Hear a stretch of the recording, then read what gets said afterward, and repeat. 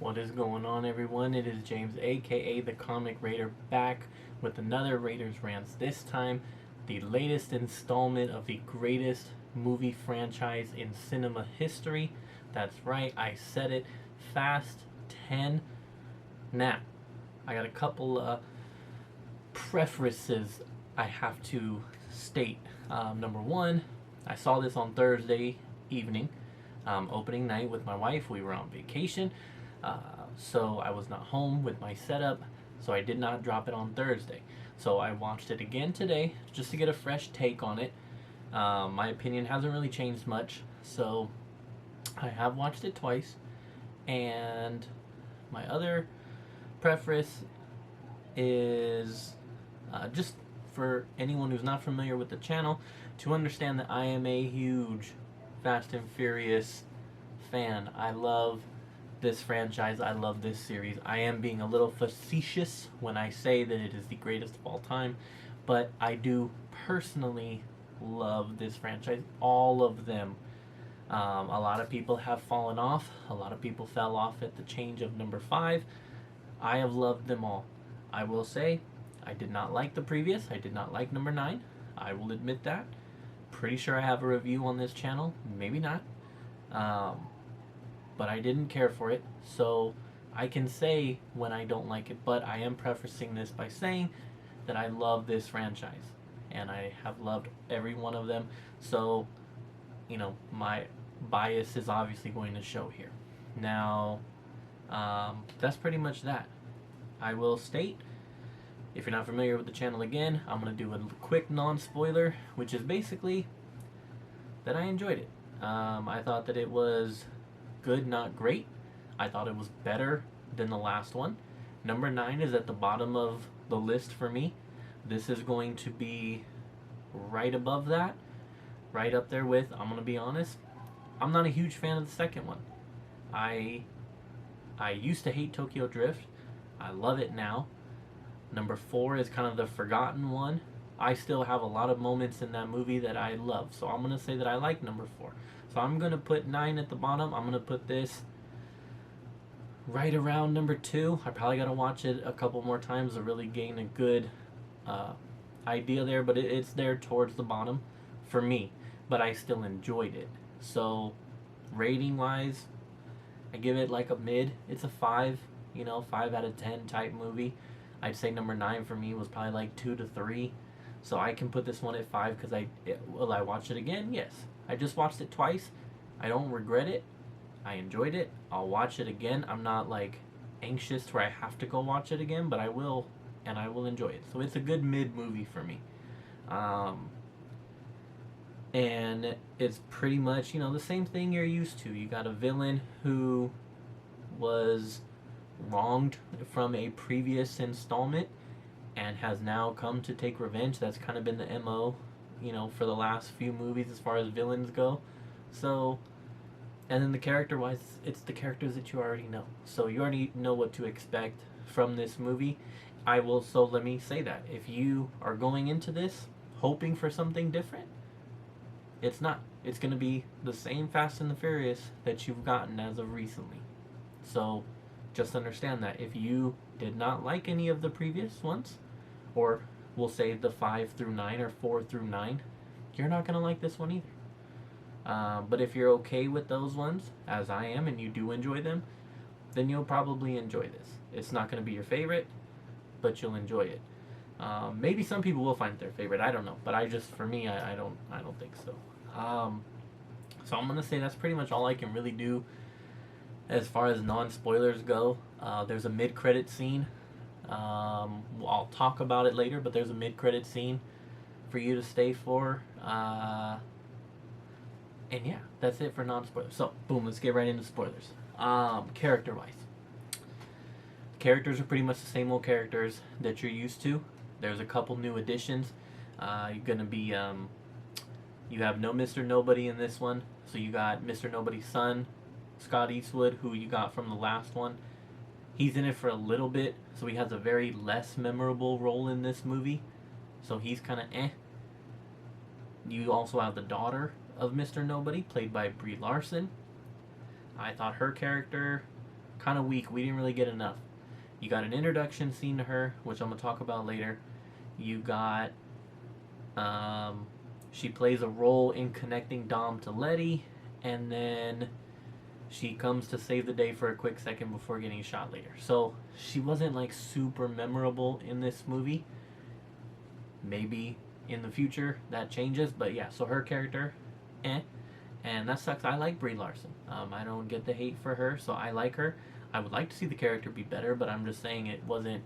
She didn't have a ton of screen time, and it really wasn't that memorable. So, and then Ames is the new cop Hobbs agency leader. He was more memorable because he had more scenes and played a bigger role. He had a fight scene. He has a heel turn moment. So like, he's more memorable, but still like, it's kind of like a Hobbs ripoff, really. So on that one. And the only new character really is Dante, the villain. So, who I did enjoy. He is very flamboyant. So a lot of people are gonna have opinions on this villain, but I will say that he was badass. He was ruthless, did not give a fuck. I thought that Charlize Theron does not get enough credit for being a great villain in number 8 because she really did not give a fuck. And he is very similar. He does not care who he hurts. He doesn't care who he goes after. He doesn't care who dies. He's planned and meticulous. He's kind of like a little bit of all of them put together because he's super freaking badass as far as ruthless, killer, all of that kind of stuff. Can fight, can shoot, can stab, can everything, can drive. Plus, he's got, he understands the technology. He just needed to get a hand on it. So he's kind of like a little bit of everything. Plus, add in the fact that he's just a fucking lunatic. So you add in all that, and you've got a decent villain, I thought.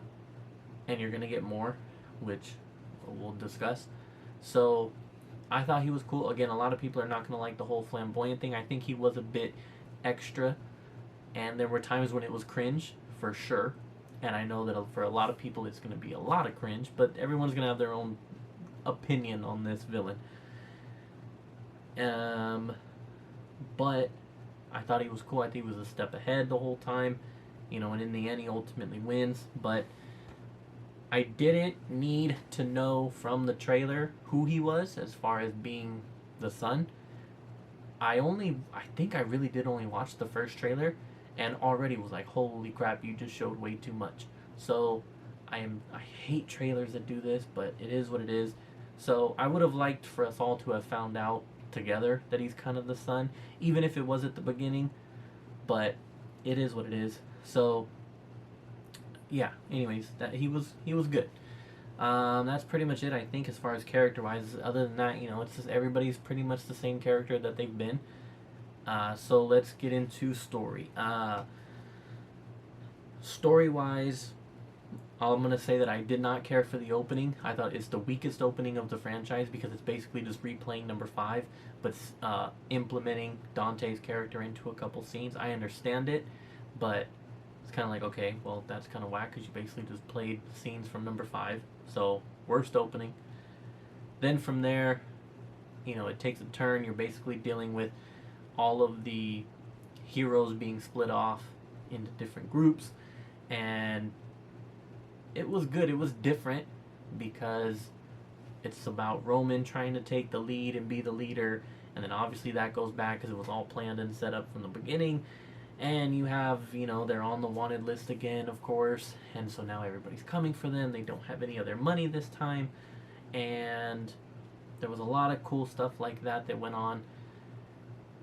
Dante, of course, is just, his whole point is he wants to, as opposed to where Charlize Theron's Cypher character wanted to use Dom to break apart the team, he got the team broken apart by having them in different areas, and then wants to have Dom suffer by taking them all out. And so I thought that was cool and a good way to go about things.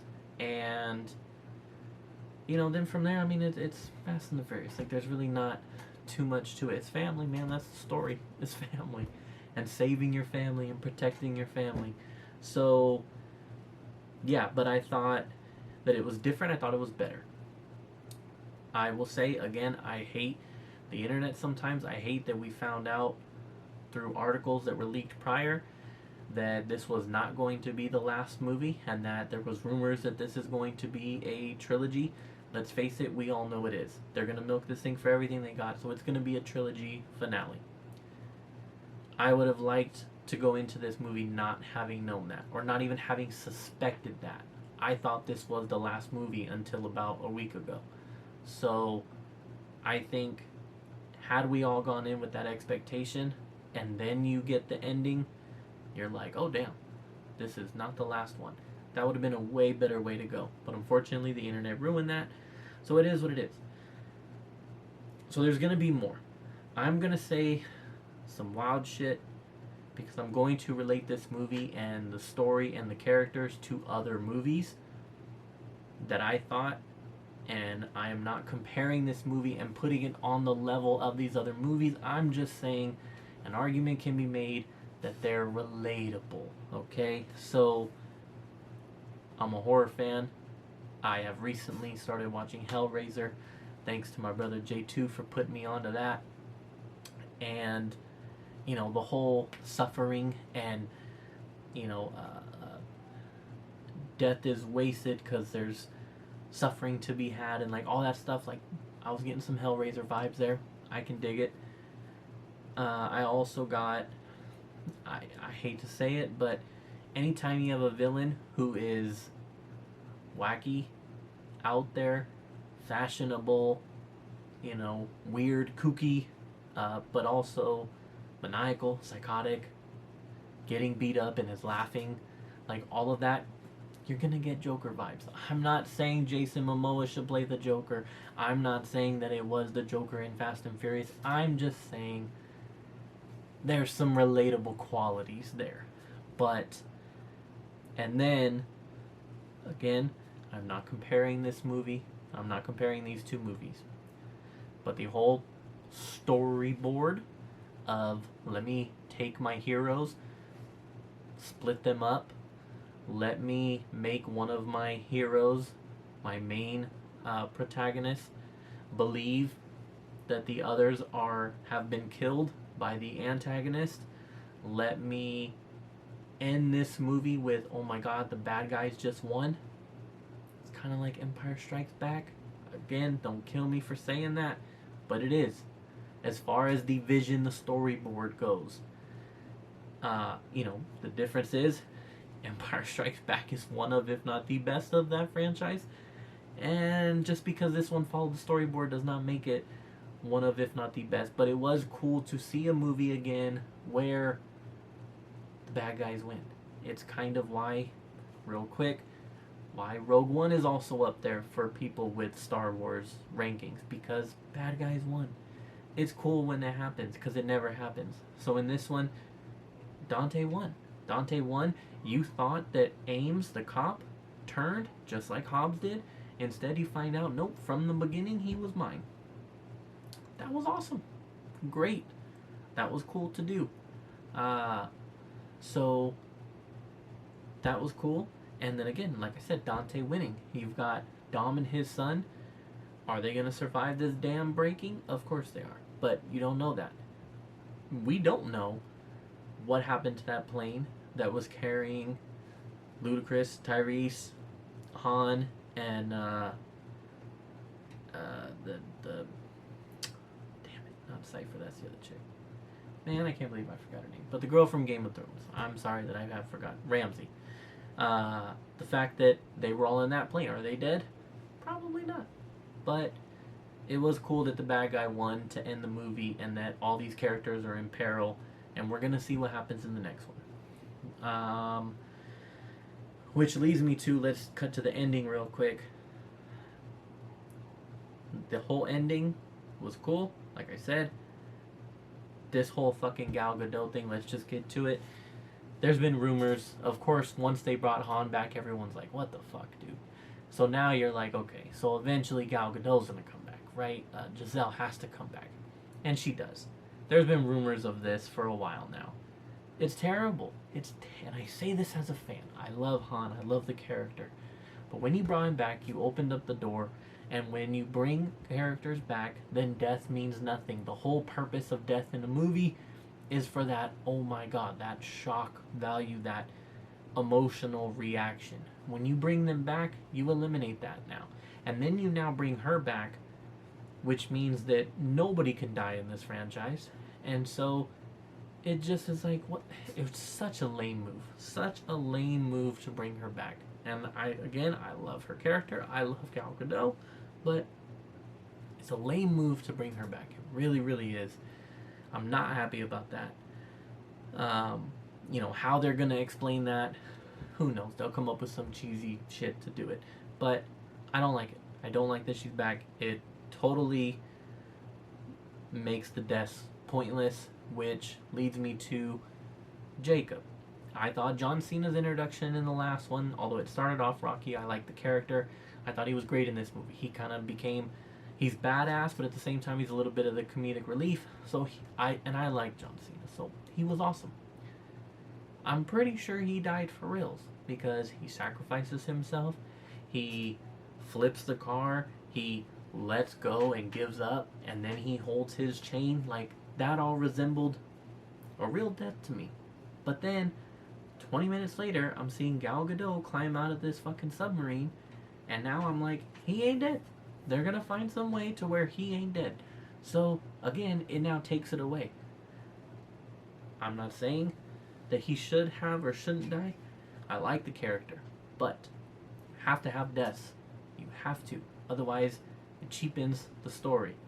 So I don't like that. But we'll see what happens. Actually, I wrote on here, laughing. My theater laughed. The first time I watched it, the theater laughed when we saw her on screen. Laughed. That tells you right there. Let's see. And then you got the mid-credits with Hobbs coming back. I love Dwayne Johnson. I love The Rock. I will support him in anything he does. I don't know how I feel about this. I love the character Hobbs. Think he is bad ass. So I love that he's coming back. Love it. Love it. But, again, now it's like, the hell was the point of this whole beef that you guys have been having? So you have this public beef, now he's coming back, and as much as I hate to say it, you can't help but wonder, is he coming back because his whole DC plan just bombed, and now he has to come back to the Fast franchise because he's not going to be in DC anymore until he finds something else? It looks like it. It looks like it, and it pains me to say that, but it is what it is. So I'm glad to have the character back. I just think it's strange that the real person, Dwayne, is back. And is he coming back because of what happened with DC? Probably. But either or, I love Hobbs, so that's going to be awesome. And that was a great scene. Again, it was spoiled for me 4 days ago when people started releasing articles saying that he was going to come back. Okay, it is what it is. My other big issue with this movie, CGI. The CGI, absolutely god-awful. So noticeable in so many scenes. I mentioned Brie Larson's introduction. That whole entire scene is not needed. First of all, they're in like this room that looks like Professor X's cerebral room, and then you got the screen, the mystery people on the screen on the TV. That looks like when Nick Fury was talking in Avengers to the, like, stop trying to be Avengers. That room, so unnecessary, so CGI, so corny, and that whole entire scene, not really needed, because you could have found a different way to introduce the two characters, and I didn't need a background story of what has happened from Fast 1 through Fast 9. You know why? Because the only people watching these movies anymore are people like me who are fans of the series. If you are watching Fast 10 as your first movie into the Fast franchise, you're an idiot. And you don't need a background story. So, we don't need a background story for a movie that we have already seen. multiple times because the fans are the only ones really still going to watch this shit. That's my opinion. I don't mean to call people idiots, but it's like we didn't need that. That whole scene was terrible. The CGI was terrible. It pissed me off. I also can't stand when you have to CGI what I believe should be very easy to film moments in a movie. They return to the bridge in Rio where the whole safe scene occurred. When Jason Momoa is on screen, the whole background looks obviously CGI. Terrible. When they do the race in Rio, the girl comes out to wave the flag, right, to start the race. The background, terrible CGI. Like, that's when I can't stand CGI. I understand that this is a crazy movie with crazy stunts. You're gonna need the CGI when the cars are doing some wild shit on the screen. When he's doing the whole helicopter stuff and like all of that I'm not even gonna waste minutes talking about because we all know that there was gonna be some crazy stuff happening in this movie, and you saw it all in the trailer. All of that CGI, I understand it. I'm not tripping on it. You needed to do it in order to do the scene. But when you can't film simple scenes without having awful CGI in the background, that's when I start to get pissed off about the CGI in the movie. How hard would it have been to put him on a bridge and film it like normal? That's when I can't do it. Fight scenes throughout the movie, the action sequences, freaking awesome. Okay, the whole Mia and Jacob fighting in the house, awesome. They've been killing the fight scenes, they really have. Obviously, that's not what people want to watch these movies for. They want to watch them for racing, not fighting scenes. But again, it's a different movie now. Those were awesome. Letty, Michelle Rodriguez, getting to put on another badass girl fight. Her and Charlize Theron. That should win Best Fight at what I think it's MTV Movie Awards does the Best Fight category. That should win. That was an awesome ass fight. Loved it. She kills it. Michelle Rodriguez kills it every time. And props to Charlize because she killed it in that scene too. So the fighting was awesome. Usually is in these movies. The lack of and then you have the Jason Statham scene when he's fighting and the cops and all that. So yeah, awesome. The comedy, it didn't kill me in this one. It was decent. It was decently spaced. I thought it was good. It worked. I did not like. I thought the soundtrack was kind of whack. There's a lot of the other movies where, like, whether you like the movie or not, there are songs in it that are like, yes, that is a great song. I thought the Let's Ride remix, the YG, Bone Thugs and Harmony, Notorious B.I.G. one, like, that song that played in the trailer, you don't even get that until the very, very end after the Hobbs mid-credits, which makes the Hobbs mid-credits even more badass. But that song was not played throughout the movie, and that should be like, that was the coolest song that you had. So, soundtrack-wise, not as cool in this movie. And, in all honesty, I think that's mostly everything. There was a lot of, like I said, there was a lot of things I didn't like as far as the CGI, the lack of racing. At least in the other movies, whether you think that it's not enough racing, I can live with that. But there is at least a race scene in the other movies. I don't have time, but I could point them all out for you. There are race scenes, and then there are moments in the other movies that involve the cars still. This one does that. You've got the whole scene with the bomb and everything, and they're, going and they're driving around in cars. So that whole scene involves cars. Cool. By the way, Michelle Rodriguez's character becoming a dirt bike rider now, actually kind of badass. I kind of like it. That started in the last one and then continued on in this one. But that was cool. The end scene with, Jacob and then Dom and the whole bridge thing, cool. So we've got our typical beginning and ending scenes that deal with the cars. In the middle, somewhere, is usually a actual race scene. The type of race that you expect from the first movie, right? Like a race like that. This one didn't have. It did. It is a straight line shot that lasts for about 30 seconds before Dante tries to blow up the two cars. Super whack. So if you hate the lack of cars in these movies. I totally get it. Again, I felt like this one was the worst of them all, which is why, again, I'm still putting it at the bottom. Because I felt like it had even more of a lack of a street race scene. So that's why I gotta put it down there. But yeah, so things like that I can nitpick, but overall, like the whole pacing and when you're watching it, I still enjoyed it, and that's why I give it that mid grade, because there's a lot of issues with it, but there are some things that I liked and that I enjoyed. So all in all, that's pretty much going to be the end of my rant. I'm looking at my notes here. I think I kind of covered mostly everything. If there's anything that, if you are a fan like me, please, there's not many of us left, leave a comment. Let's talk about it, because I need more people to talk about these movies with, because like I said, there's not a lot of fans these days. But so leave a comment below. Let me know, your favorite scene, your least favorite. Where do you rank it? And yeah, let's just talk about the movie. So until the next movie that comes out that I feel like reviewing, which I don't really know what that's going to be, but we'll see. Oh, Spider-Man, that'll probably be next. So, which I hit on the drop today, the Jordan 1s. Anyways, hype about that. But yeah, that's going to do it for me. I'm going to wrap it up. Go check out the movie if you're a fan. If you're a fan, go check it out. It's not a bad next installment. Can't wait for 11 and 12 now. Let's ride. Family. Family for life. You already know. If you don't have family, you don't have nothing.